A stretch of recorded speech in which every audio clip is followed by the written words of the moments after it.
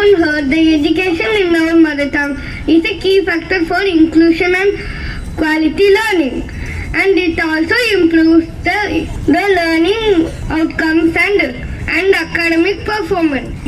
This is important, especially in primary schools, to avoid knowledge gaps. Research shows that using mother tongue in nascent stages of learning has numerous benefits for a child. English or any language for that matter can be easily learned by a child even after 5th standard due to brain progressive elasticity compared to adults. Let's hear a few more benefits from my friends.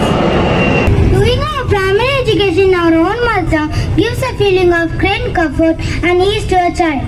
This increases the speed of learning and comprehension. It helps the children to take part fully in the society. There will be more understanding and respect among each other. We all love our mother tongue. Learning through our mother tongue helps us to understand difficult concepts clearly and easily.